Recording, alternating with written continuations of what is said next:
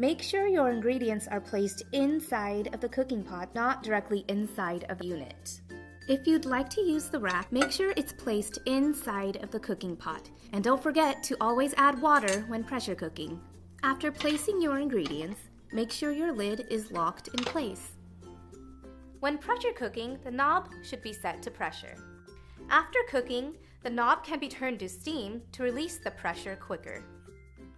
It is normal for the knob to be unfettered and spin freely.